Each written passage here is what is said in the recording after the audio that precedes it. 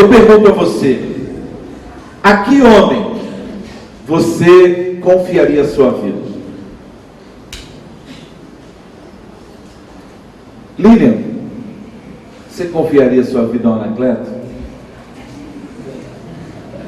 Tem que dizer que sim, mano. E Elisa, você confiaria a sua vida ao Amaury?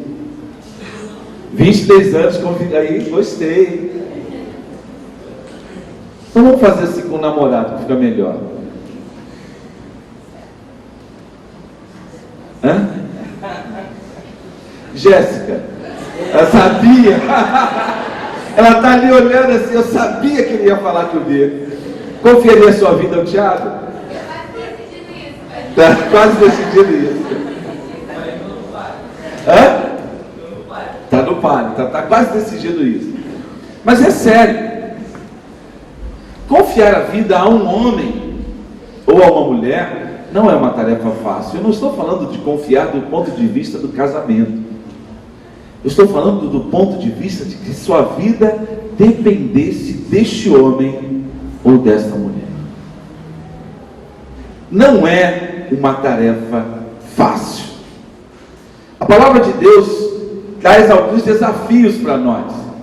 O capítulo de Isaías, capítulo 2, versículo 22, faz uma pergunta: pare de confiar no homem cuja vida não passa de um sopro em suas narinas. Que valor ele tem? O texto de Jeremias, no capítulo 17, no versículo 5, diz assim: assim diz o Senhor, maldito é o homem que confia nos homens, que faz da humanidade mortal a sua força, mas cujo coração se afasta do Senhor. E é interessante que neste mesmo capítulo de Jeremias, no capítulo 17, mais à frente, no verso 5, nós encontramos o homem de Deus, o profeta, dizendo: o coração é mais enganoso que qualquer outra coisa, e sua doença é incurável. Quem é capaz de compreendê-lo? Eu quero passar um vídeo para você, um vídeo muito legal. Eu queria que você prestasse atenção nele.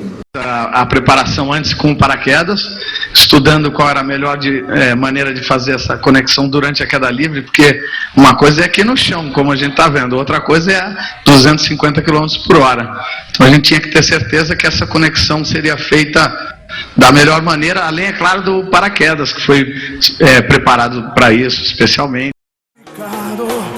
A minha vida foi paga lá na cruz, o meu passado tá tudo pago, foi apagado pelo meu Jesus.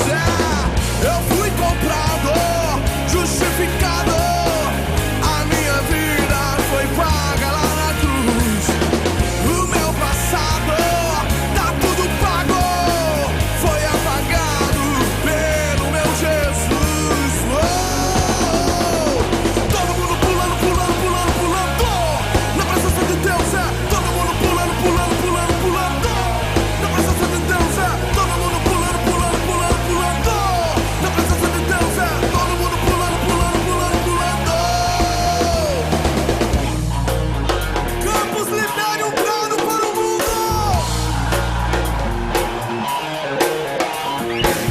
Eu fui comprado, justificado, a minha vida foi paga lá na cruz, o meu passado tá tudo pago, foi apagado pelo meu Jesus. Eu fui comprado, justificado, a minha vida foi paga lá na cruz, o meu passado tá tudo pago, foi apagado pelo meu Jesus. Todo mundo pulando, pulando, pulando, pulando na presença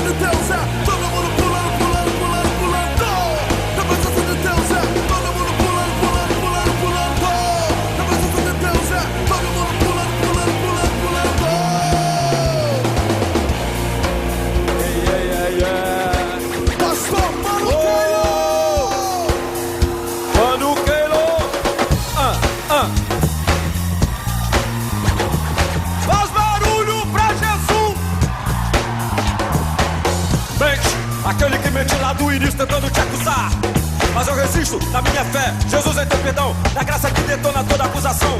Pois não existe culpa para quem aperta o botão. Na regeneração, o sangue da remissão. Filhinhos ou pequenos, não tem o pé no chão, mas se pecar, confie em Cristo está de volta.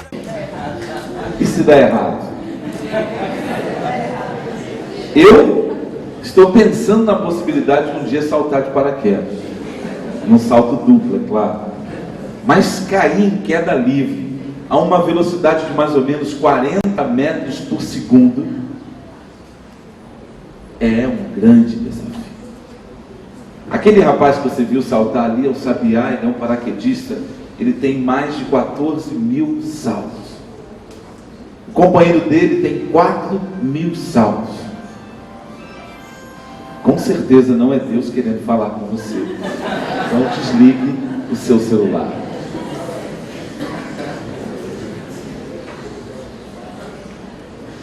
Queridos, este salto deu certo. Foi treinado. Não são aqueles vídeos montados no YouTube. Tem um monte de vídeo lá que você pensa que é verdade, mas não é verdade. Este salto foi real. Depois você pode acessar lá e procurar, você vai encontrá-lo no YouTube. Mas o que eu quero chamar a sua atenção nessa noite é que muitos de nós que achamos que não podemos servir a Deus com inteireza, temos confiado em homens, temos feito, como diz o texto de Jeremias, do braço mortal a nossa salvação. Nessa noite eu quero apresentar para você 5 atitudes que nos impedem de servir a Deus e ao mesmo tempo podem ser um empecilho para que eu e você nos relacionemos com Ele. Portanto, falamos de serviço e ao mesmo tempo falamos de relacionamento. Eu queria que você mantivesse a sua Bíblia aberta no livro de Êxodo, no capítulo de número 3 e no capítulo de número 4. Mantenha a sua Bíblia aberta, é muito importante para que a gente dê uma olhada em algumas coisas que vão aparecer por aqui e que com certeza vão falar aos nossos corações. Eu quero chamar a sua atenção a partir do verso 2, capítulo 3 de Êxodo, versículo 2. Ali o anjo do Senhor lhe apareceu numa chama de fogo que saía do meio de uma sarça. Moisés viu que, embora a sarça estivesse em chamas, não era consumida pelo fogo. Que impressionante, pensou, porque a sarça não se queima. Vou ver isso de perto. O Senhor viu que ele se aproximava para observar, e então do meio da sarça Deus o chamou: Moisés, Moisés. Eis-me aqui, respondeu ele. Então disse Deus: não se aproxime, tire as sandálias dos pés, pois o lugar em que você está é terra santa. Disse ainda: eu sou o Deus de seu pai, o Deus de Abraão, o Deus de Isaque, o Deus de Jacó. Então Moisés cobriu o rosto, pois teve medo de olhar para Deus. Disse o Senhor: de fato, tenho visto a opressão sobre o meu povo, tenho escutado o seu clamor por causa dos seus feitores, e sei quanto eles estão sofrendo. Por isso desci para livrá-los das mãos dos egípcios e tirá-los daqui para uma terra boa e vasta, onde há leite e mel, com fartura, a terra dos cananeus, dos hititas, dos amorreus, dos fariseus, dos heveus e dos jebuseus. Pois agora o clamor dos israelitas chegou a mim, e tenho visto como os egípcios os oprimem. Vá, pois agora eu envio ao faraó para tirar do Egito o meu povo, os israelitas. Moisés, porém, respondeu a Deus: quem sou eu para apresentar-me a faraó e tirar os israelitas do Egito? A primeira coisa que nos impede de servir a Deus e de vivermos um relacionamento profundo e significativo com Ele é quando a minha incompetência se torna uma desculpa. Quem Queridos, é fato que todos nós somos imperfeitos. Você consegue olhar para a pessoa que está do seu lado, e se você olhar para ela, você vai ver algumas imperfeições. Nem no seu rosto há simetria. Ou seja, o meu lado direito não é igual ao meu lado esquerdo. Embora você possa se achar uma daquelas pessoas muito bonitas, eu tenho uma triste notícia para te dar: o seu rosto não é simétrico. Pronto, acabei com sua noite. A irmã agora não vai dormir mais. Pô, o pastor acabou comigo, me arrasou. Não chamei de feia não, hein? Só disse que seu rosto não é simétrico. Moisés, 40 anos pastoreando as ovelhas de Jetro, seu sogro. Um pastor de ovelhas estava no deserto. E de repente ele vê uma manifestação clara da presença de Deus. Ele vê algo sobrenatural acontecer. Ele se aproxima e Deus chama Moisés: vem cá, eu estou ouvindo o clamor do meu povo e agora você vai libertá-los da escravidão no Egito. Moisés tentou sair, Moisés tentou se afastar, Moisés apresentou uma desculpa. Ele disse: quem sou eu? Quem sou eu para ir a Faraó, apresentar-me a ele, para que ele livre os israelitas da escravidão no Egito? Moisés tinha clara consciência de que havia uma inadequação pessoal para a missão.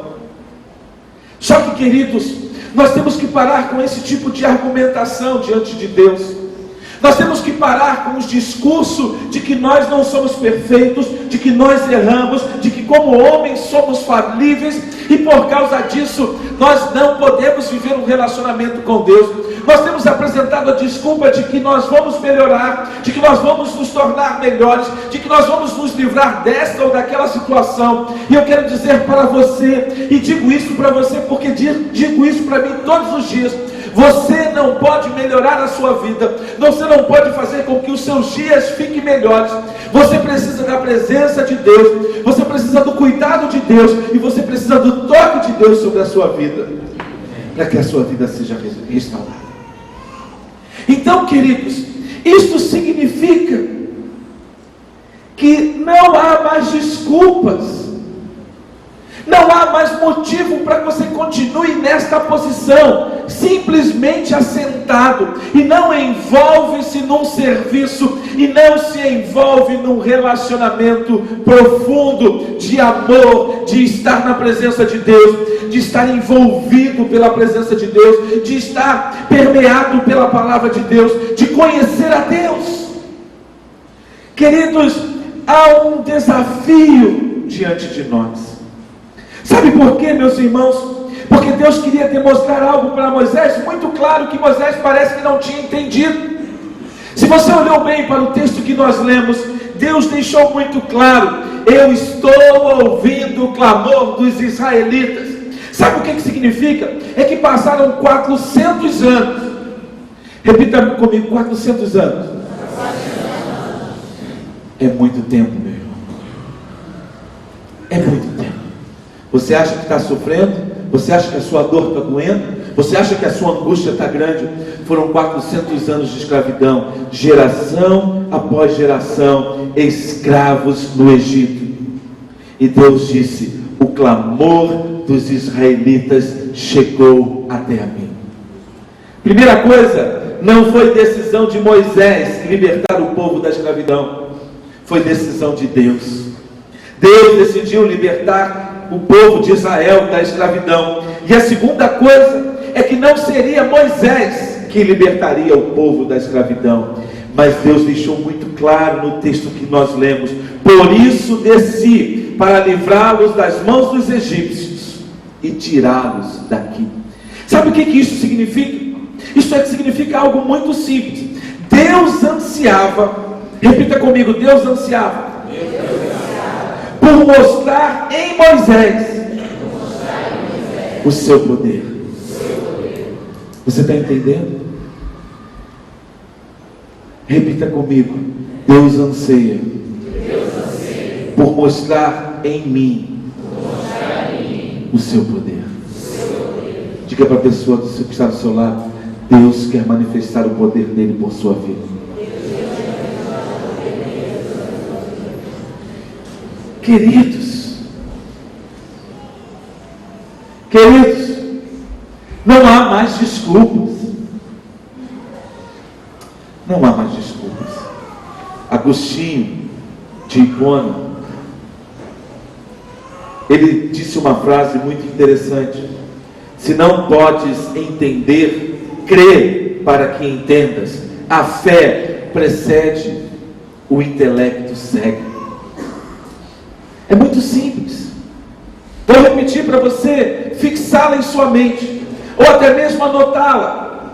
Se não podes entender, crê para que entendas. A fé precede, o intelecto segue. Ou seja, você tem que crer. Creia, porque a fé vai seguir. A fé vem antes do intelecto. Você está querendo entender todos os mistérios de Deus, mas Deus não pode revelar os mistérios dele antes que você creia, antes que você se disponha a parar de dar desculpas, e a desculpa da sua incompetência, de que você não merece, de que você é falível, de que você é a pessoa mais errada.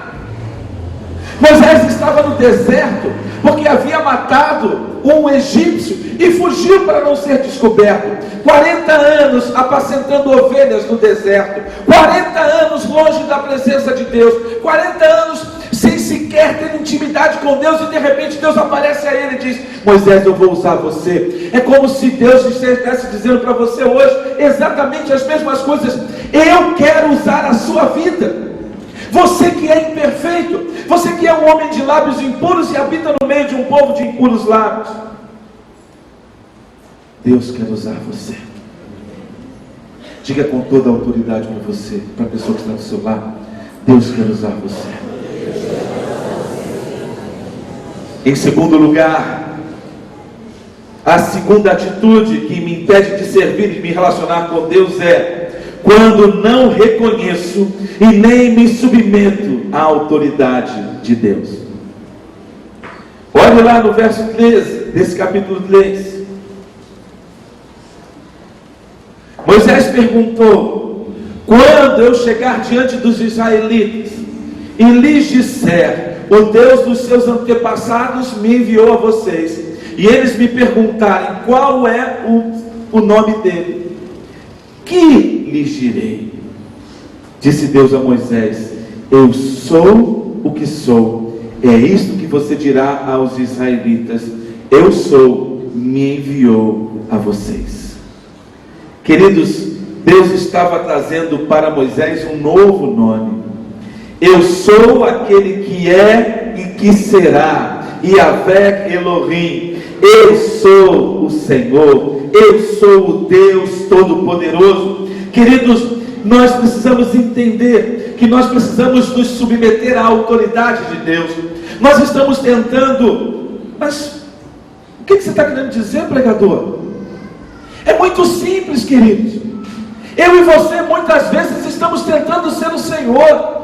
Eu e você estamos tentando sempre dar um jeito para que a gente não faça aquilo que nós sabemos que Deus espera que façamos. Moisés argumentou: mas tá bom, Senhor, e quando eu chegar lá, o que eu vou dizer para os israelitas? E eles me perguntaram: vem cá, que Deus é esse que mandou você vir aqui? Queridos, nós temos que nos posicionar, nós temos que nos posicionar diante da autoridade de Deus, porque é Deus que nos chama, foi Deus que empregou Jesus na cruz, foi Deus que estava lá. E muito interessante, naquele momento Deus silenciou completamente. Deus tem todo o poder e autoridade. Ele podia ter criado um outro mecanismo para que o homem pudesse chegar até Ele. Ele podia ter criado um outro caminho. Ele podia ter nos dado uma outra oportunidade, uma outra posição, um outro mecanismo pelo qual nós pudéssemos chegar ao céu. Mas em todo o seu poder, Ele silenciou. Tanto que Jesus, quando estava na cruz, bradou em alta voz: Eloi, Eloi, lama sabachthani, Deus meu, por que me desamparaste? Isaías no capítulo 44, versículo 6, diz: assim diz o Senhor, o Rei de Israel, o seu Redentor, o Senhor dos Exércitos: eu sou o primeiro e eu sou o último, além de mim não há Deus. Aleluia. Aleluia. Glória a Deus. A quem você tem seguido? Quem tem sido autoridade sobre a sua vida? Você acha que pode definir o seu destino? Você acha que pode comandar a sua vida? Você é tolo. Você é insensato, porque você não pode fazer absolutamente nada. Você não tem controle de nada. Você não controla nem as bactérias, nem os micro-organismos que estão dentro de você. Quando o equilíbrio fisiológico do seu corpo entra em desequilíbrio, você fica doente. E você toma um antibiótico, você toma uma aspirina, e muitas vezes o que acontece? Você não fica bom, porque não é a aspirina, não é a quimioterapia, não são as terapias medicamentosas quem cura é o Senhor, o Deus Todo-Poderoso.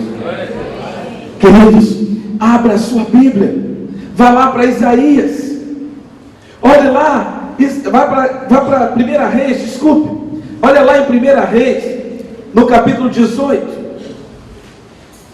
olhe lá no livro de Reis, no capítulo 18, olhe lá nos versos 25 a 26, preste bastante atenção no que Deus diz. Elias disse aos profetas de Baal: escolham um dos novilhos e preparem-no primeiro, visto que vocês são tantos, clamem pelo nome do seu Deus, mas não acendam o fogo. Então pegaram o novilho que lhes foi dado e o prepararam, e clamaram pelo nome de Baal desde a manhã até o meio-dia. Ó Baal, responde-lhes. Gritavam e dançavam em volta do altar que haviam feito, mas não houve nenhuma resposta. Ninguém respondeu. 6 horas dançando, 6 horas clamando, 6 horas bradando diante dos céus. Olhe para o verso 36, mais à frente. A hora do sacrifício, o profeta Elias colocou-se em frente do altar e orou: ó Senhor, Deus de Abraão, Deus de Isaque, Deus de Israel, que hoje fique conhecido que Tu és Deus em Israel, e que sou Teu servo, e que fiz todas essas coisas por Tua ordem. Responde-me, ó Senhor, responde-me, para que este povo saiba que Tu és o Senhor, és Deus, e que Tu fazes o coração deles voltar para Ti. Então o fogo do Senhor caiu e queimou completamente o holocausto, a lenha, as pedras do chão, e também secou totalmente a água na valeta. Sabe quanto tempo durou essa oração? 20 segundos, 22 segundos.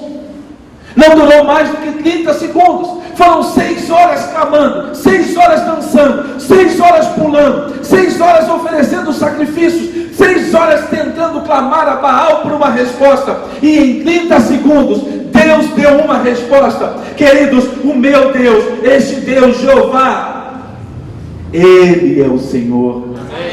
E eu e você precisamos entender isso, e não somente entendê-lo na mente, mas nós precisamos viver essa verdade no coração.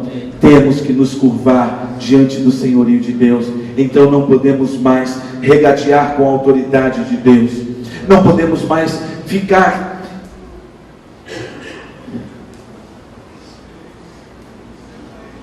nós precisamos confiar. Deus quer você servindo, Deus quer você se relacionando com Ele. O que te impede? O que te impede de se prostrar diante de Deus? O que te impede de reconhecer o poder dele em sua vida? O que impede de você parar onde você está, na sua vida, do jeito que você está, e você começar a caminhar de uma forma diferente, relacionando-se profundamente com Deus? Queridos, é muito interessante, meus queridos irmãos. É muito, muito, muito interessante quando nós olhamos para esta palavra. Quando nós olhamos para esta palavra e nós descobrimos que Moisés apresentou tantas desculpas para não fazer a obra de Deus, e nós também temos seguido o seu exemplo. Em terceiro lugar, queridos, eu sou impedido de servir a Deus. Eu sou impedido de viver um relacionamento com Deus quando eu me pauto por aquilo que os outros creem e não por aquilo que eu creio em Deus. Olha o que a palavra diz no capítulo 4. Moisés respondeu no verso 1: se eles não acreditarem em mim, nem quiserem me ouvir e disserem, o Senhor não lhe apareceu. É muito interessante qual a resposta de Deus. Então o Senhor lhe perguntou, que é isto em sua mão? Uma vara, respondeu ele. Disse o Senhor, jogue-a ao chão. Moisés jogou-a, e ela se transformou numa serpente. Moisés fugiu dela, mas o Senhor lhe disse, estenda a mão e pegue-a pela cauda. Moisés estendeu a mão e pegou a serpente, e esta se transformou numa vara em sua mão. E disse o Senhor, isso é para que eles acreditem que Deus, o Deus dos seus antepassados, o Deus de Abraão, de Isaque e de Jacó, apareceu a você. Uma geração má, adúltera e incrédula pede sinais. Que sinal você quer da parte de Deus? Você quer que esse teto rache? Você quer ouvir uma voz altissonante saindo dessas caixas, mas sem ninguém proferi-la, mesmo nenhuma gravação sendo soltada da mesa do som? Você quer que os alicerces desse templo tremam? Você quer que uma mão escreva na parede, Zé da Silva, eu quero que você me sirva? José da Silva, eu quero que você se relacione comigo? Queridos, Deus tem dado o seu testemunho. Todas as gerações tiveram de Deus um sinal. Repita comigo, todas as gerações tiveram de Deus um sinal. É muito interessante, queridos, é muito legal quando a gente olha para a palavra de Deus. E se você olhar em Atos no capítulo 17, você vai ver Paulo lá no Areópago, entre os gregos, e Paulo fala e confronta eles, fazendo lembrar daquele altar que tinham, sem uma estátua, mas era um altar ao Deus desconhecido.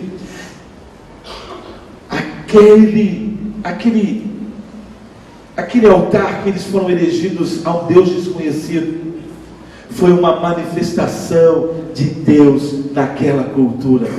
Deus se manifestou entre os maias, Deus se manifestou entre os astecas. Nenhuma geração fica sem testemunho de Deus. Portanto, queridos, nós precisamos tomar posição.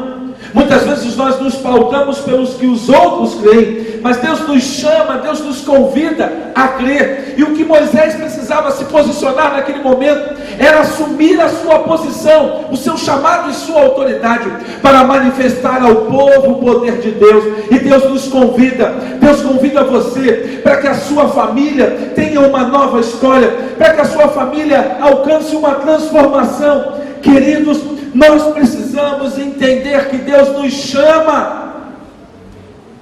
Deus nos chama a todos para um relacionamento de intimidade, um relacionamento de profundidade com Ele.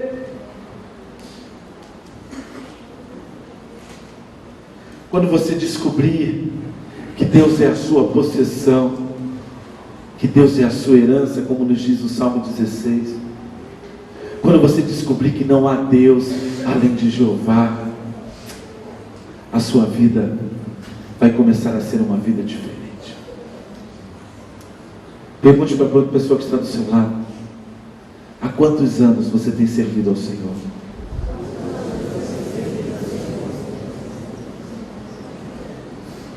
Muitos de vocês têm apenas vivido as suas próprias vidas. Lembra aquele texto de Isaías no capítulo 5 que eu fiz menção nesta noite? Eu quero te mostrar uma coisinha que está aqui nele. Eu quero te mostrar.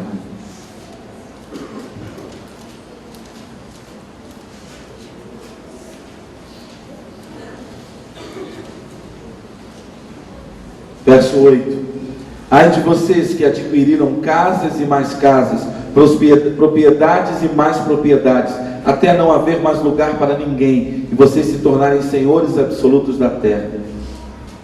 O Senhor dos Exércitos me disse: sem dúvida, muitas casas ficarão abandonadas, as casas belas e grandes ficarão sem moradores.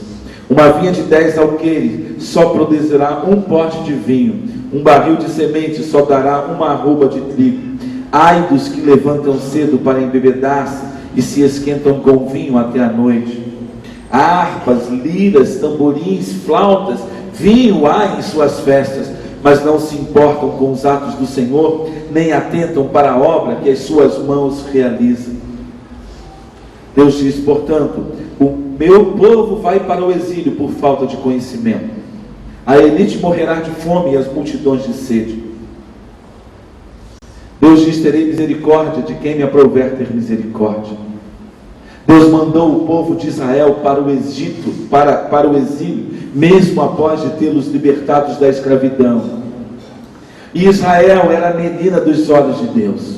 Aliás, Israel é a menina dos olhos de Deus.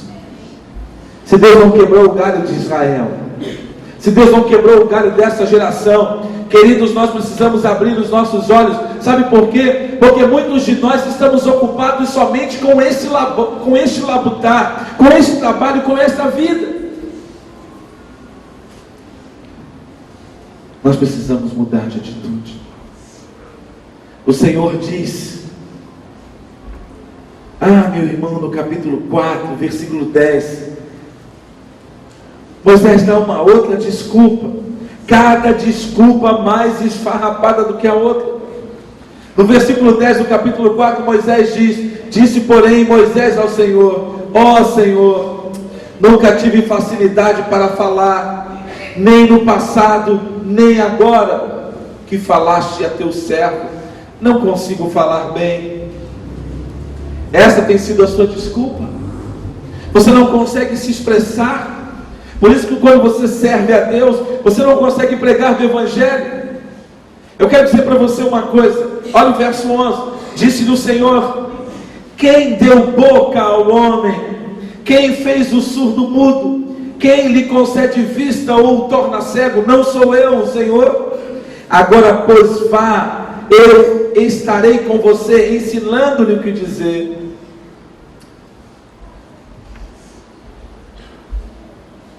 Moisés perdeu uma oportunidade. Diga assim: Moisés perdeu a oportunidade de ser profundamente usado por Deus.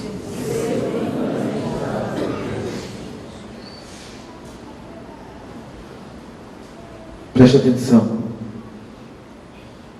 Se você se calar, as pedras hão de clamar. Lucas no capítulo 19, versos 39 e 40, alguns dos fariseus que estavam no meio da multidão disseram a Jesus: Mestre, repreende os teus discípulos.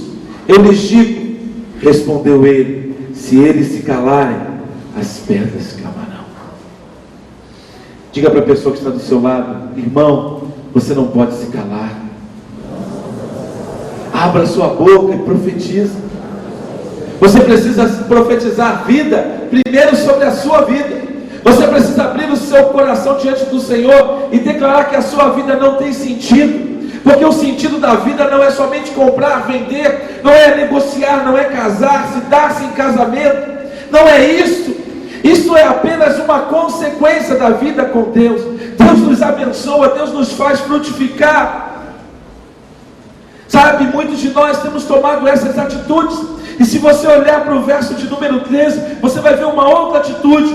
Quando espero que os outros cumpram o meu chamado. Você acha que o Evangelho não é para você? Você acha que servir a Deus é para o pastor? Você acha que servir a Deus é para as pastoras? Você acha que servir a Deus é para os diáconos?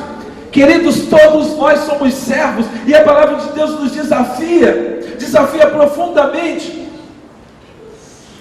Quem quiser ser o primeiro, quem quiser ser o maior, o que diz? E seja aquele que sirva. Respondeu-lhe, porém, Moisés: Senhor, peço que envies outra pessoa. Sabe o que Deus fez com Moisés? Olha para o verso 14. Então o Senhor se irou com Moisés e lhe disse: você não tem seu irmão Arão, o levita? Eu sei que ele fala bem. Ele já está vindo ao seu encontro e ele se alegrará ao vê-lo. Você falará com ele e lhe dirá o que ele deve dizer. E eu estarei com vocês quando falarem e lhes direi o que fazer. Assim como Deus fala ao profeta, você falará a seu irmão e ele será o porta-voz diante do povo. E leve na mão esta vara, com ela você fará os sinais miraculosos.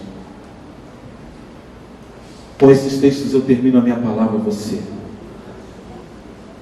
E eu vou dizer uma palavra profética sobre a sua vida.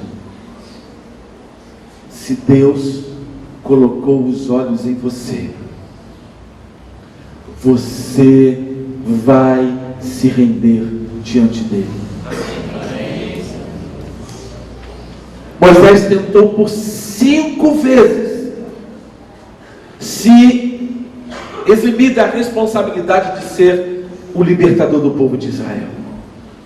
5 argumentos ele apresentou, mas nenhum deles foram suficientes. Sabe por quê? Porque Deus disse: eu desci para libertar os filhos de Israel da escravidão no Egito, e você, Moisés, vai ser o meu instrumento. Queridos, Deus está dizendo para nós nessa noite, todos nós que estamos aqui, Deus nos quer envolvido com Ele, Deus nos quer num relacionamento de amor com Ele, e você vai descobrir que não existe prazer maior do que estar na presença de Deus. Não existe nada mais sublime do que você viver o amor de Deus, e só pode dizer isso quem já experimentou. Queridos, supera o relacionamento conjugal, supera a experiência que você possa viver com os seus filhos, porque a presença de Deus, o amor de Cristo verdadeiramente nos constrange.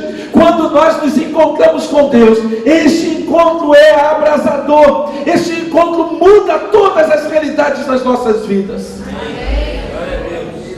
Moisés estava há 40 anos trabalhando como pastor de ovelhas, e Deus o levou de volta para o seu chamado, porque Moisés nasceu para libertar o povo da escravidão do Egito. Moisés tinha sobre si este desígnio, e ele muito cedo, ele tomou uma decisão que nos diz o livro de Hebreus, que pela fé Moisés rejeitou ser chamado filho da filha de Faraó. Sabe o que isso significa, queridos? Que Moisés aceitou esse chamado pela fé. 40 anos viveu na casa de Faraó, 40 anos viveu no deserto. Um homem com 80 anos de idade foi chamado por Deus, e por 40 anos conduziu o povo pelo deserto. Se Deus está com os olhos em você, e se você está aqui, há uma grande possibilidade, uma possibilidade muito grande, de que Deus queira ter um relacionamento íntimo com você. Deus quer que você esteja com Ele por algumas horas, Deus quer que você esteja com Ele por alguns minutos. Deus anseia por estar contigo, Deus quer falar com você, Deus quer dizer palavras, trazer palavras que vão ser como um alento, vão ser como Ezequiel, quando desenrolou o rolo e diz: Deus, filho do homem, coma. E ele disse que as palavras, que o livro era mais doce que o mel. Será que você entende que Deus quer ter um relacionamento profundo? Mas por que você vive uma vida de superficialidade? Por que você gasta tanto tempo de televisão e de internet? Por que você gasta tanto tempo cuidando das coisas que vão perecer e não se relaciona com aquele que é eterno? Por que você não para com a vida do jeito que você está vivendo hoje? E começa a viver de uma forma diferente com Deus? Eu queria poder entrar em você para fazê-lo decidir. Eu queria rachar a sua cabeça para que você pudesse entender. Mas eu não posso fazer nada disso. Eu só posso crer que o Espírito Santo fale ao seu coração, que você entenda que nós precisamos mergulhar na presença de Deus, pular daquele avião como aquele paraquedista, sem paraquedas, mas saber que o Senhor é comigo. Foi isso que Deus falou para Moisés: Moisés, eu vou libertar o povo de Israel, eu serei contigo. E Deus fez essa promessa para tantos homens, Deus fez essa promessa para tantas mulheres, Deus tem feito essa promessa hoje. Deus fez essa promessa para Agostinho de Hipona, o homem que semeou os primórdios da reforma, reafirmando a salvação pela graça, o homem que foi instrumento de Deus numa igreja corrompida, o homem que foi instrumento de Deus, o homem que veio da esbórnia, o homem que veio de uma vida dissoluta, mas não resistiu à graça de Deus. Eu e você precisamos tomar uma posição. Eu e você precisamos mergulhar um pouco mais. Eu e você precisamos de estar na presença de Deus, porque o Senhor, Ele quer ser conosco, Ele quer cuidar dos nossos filhos, Ele quer cuidar do nosso casamento, restaurando, Ele quer reescrever uma nova história para os nossos negócios, Ele quer fazer com que novos sonhos sejam gerados no seu coração, Ele quer fazer com que você passe em concursos, Ele quer trazer uma nova condição de sustento para a sua vida, Ele quer ser o teu Senhor, mas primeiro Ele precisa ser o seu Salvador.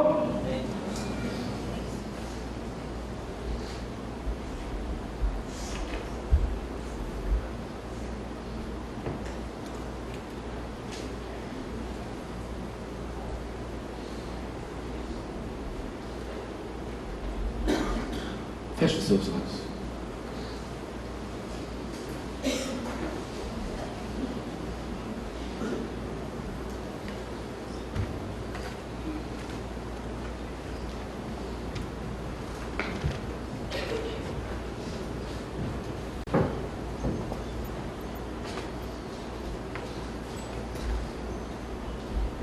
Tem uma canção que diz: nesta noite feliz,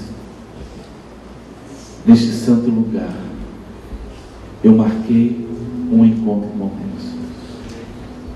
Seu amor é real, sua paz gozarei.